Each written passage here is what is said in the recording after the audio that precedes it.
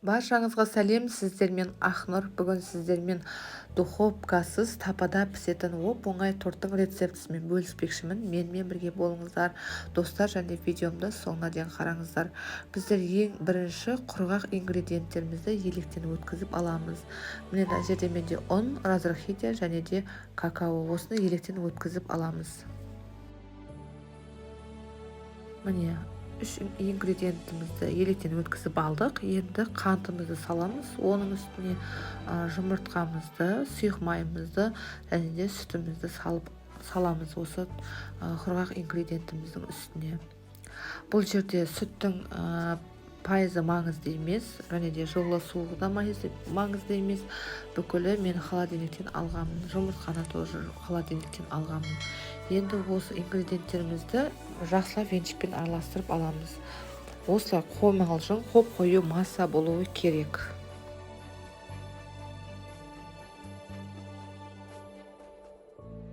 Енді бір ас қасық ас содасының үстіне аз мөлшерде уксусымызды салып, тағы бір жақсылап араластырып аламыз. Уксус мына жерде менде 6%, және пайыздығы маңызды емес. Енді осы массамыздың үстіне қатты қайнаған ыстық суымызды құйып, тағы да жақсылап араластырып аламыз. Міне қыздар, осындай әдемі масса шығуы керек. Осылай қоймалжың масса болу керек. Енді осы массамызды 6 кесеге тең етіп бірдей бөліп аламыз. Енді жай отта тапамызға астына майымызды жағамыз. Осылай мен видеодағыдай етіп жағасыздар тапамыздың ішіне. Сосын жаңағы әр кеседегі немізді массамызды осы тапаға пісіріп ала береміз.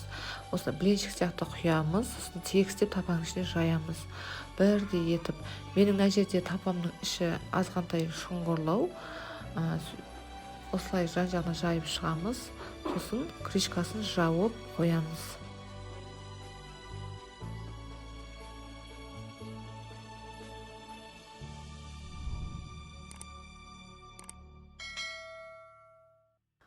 Тапамыздың крышкасын жапқаннан кейін 2-3 минуттан кейін терлейді. Терлегенді осылай майлығымызбен немесе жаңағы бумажный салфеткамен сүртсеңіздер де болады. Әр терлеген сайын осылай сүртіп тұрыңыздар.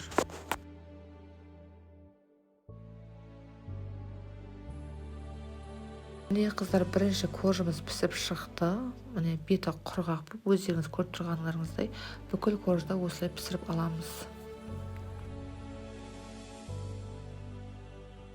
Пісірген кезде байқаңыздар, асты қатты от болмау керек. Жай мөлшерде пісіресіздер. Міне мен осылай енді корждарымызды тегістеп кесіп аламыз жан-жақтарын. Енді үстіндегі көтеріліп піскен шапочкасын кесіп тастаймыз. Бүкіл кесіп тастадым мен, бір тегіс болуы үшін. Енді осыған кремдерін жағамыз. Бұл жерде екі түрлі крем қолдансаңыздар болады. Мен мына жерде жаңағы бірінші қолданған кремім сметана мен сгущенка, ал мына жерде мен жаңағы сливки мен творожный сыр қолдандым. Енді кремдерімізді осы әр корждарымызға жағып шығамыз. Қалауыңызша бірінші кремді қолдансаңыздар болады, екінші кремді де қолдансаңыздар болады.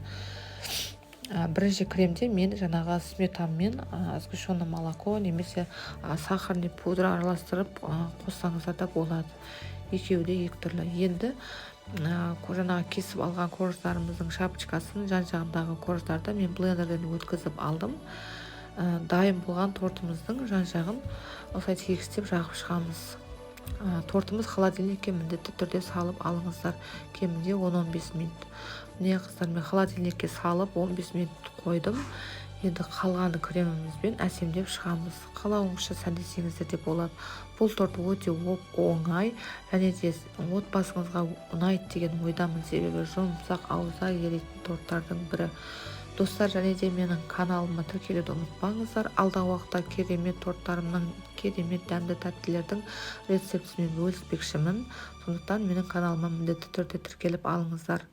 Міне қарап тұрсаңыздар, кесілуі де оңай. Бір сөзбен айтқанда ауызда ериді.